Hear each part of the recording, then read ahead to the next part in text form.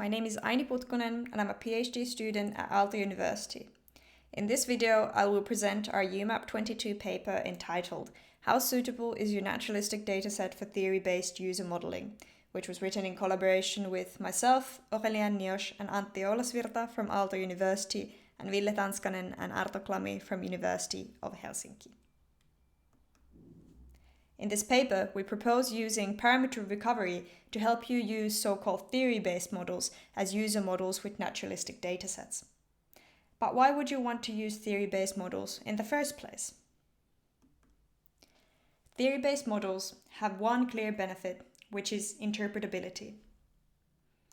Specifically, we refer to theory-based or white box models as instantiations of theories explaining relationship between inputs and outputs with interpretable parameters. In contrast, data-driven or black box approaches learn a relationship between features.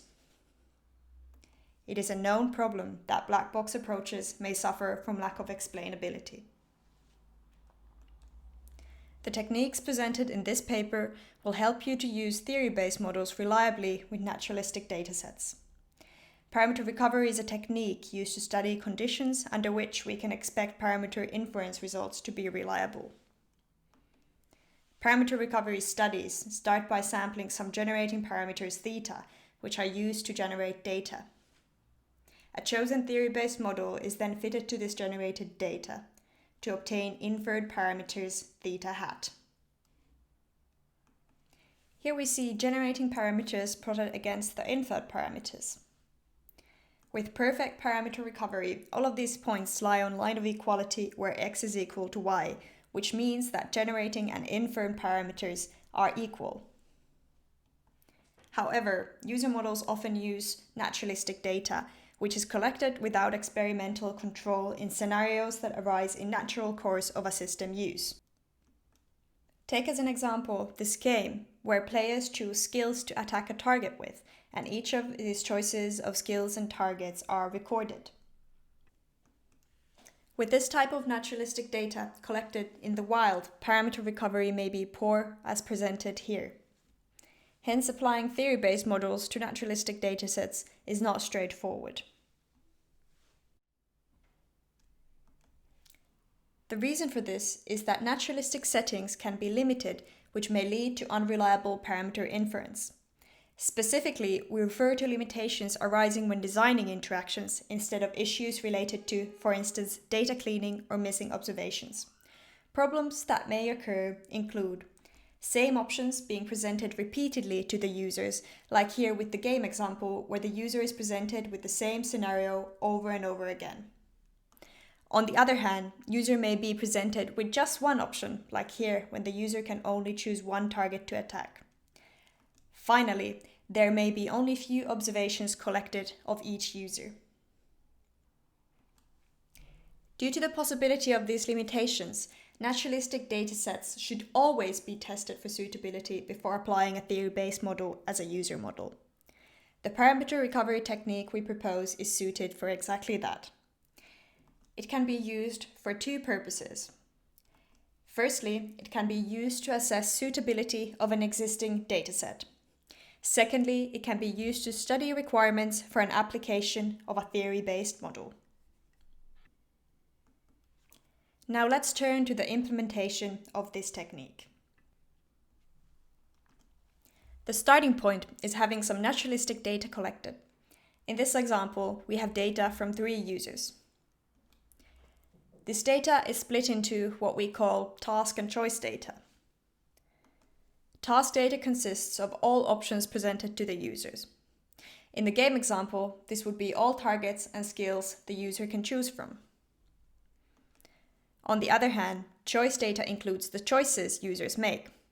In the game example, this would correspond to target and skill the player chooses. Note that availability of both task and choice data may be a prerequisite for application of a theory-based model. After splitting the data, parameter recovery is assessed for task data only. The results of parameter recovery are assessed using the Pearson correlation coefficient. Note that other metrics may be used as well. Finally, theory-based model is fitted to naturalistic data only if the corresponding task data presents adequate parameter recovery.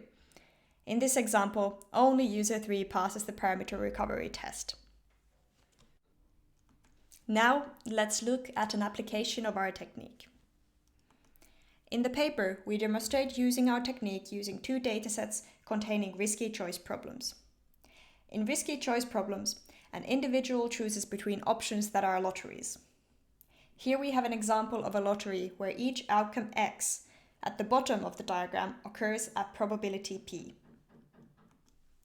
We applied two models of decision-making under risk as theory-based models. In these models, a subjective expected utility is calculated. A high subjective expected utility makes the choice of an option more likely. The first model that we used was probabilistic expected utility theory, or P-EUT in short. This model has two interpretable parameters, alpha for risk aversion and beta for inverse temperature in a choice stochasticity function. The second model that we used is probabilistic cumulative prospect theory, or P-CPT in short, with the same parameters as P-EUT and an additional probability weighting parameter.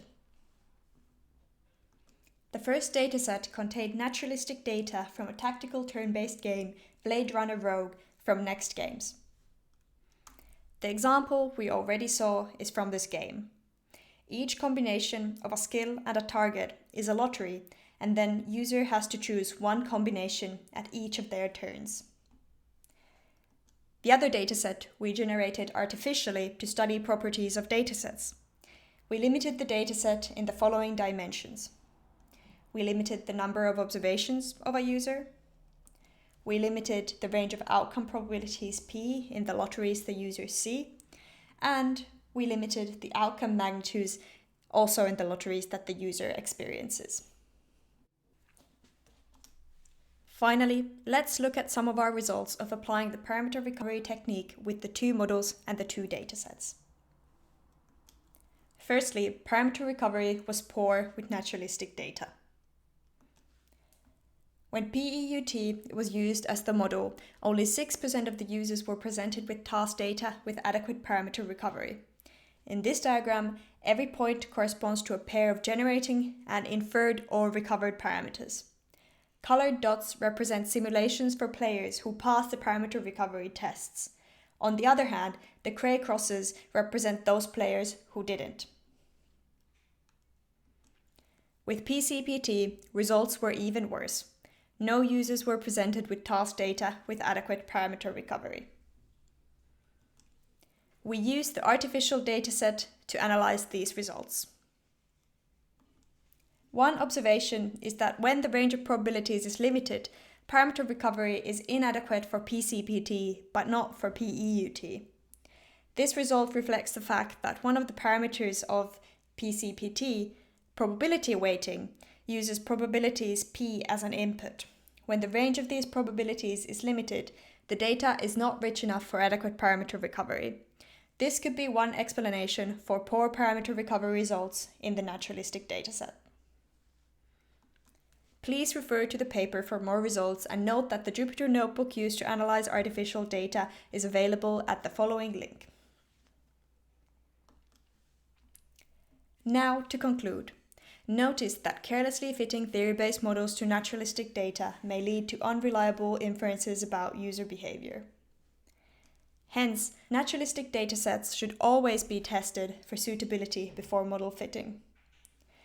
Indeed, in this paper we have proposed a parameter recovery technique to do that.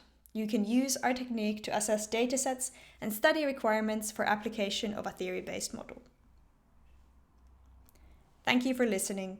My name is Aini Putkonen, and if you have any questions, do not hesitate to email me at aini.putkonen@aalto.fi.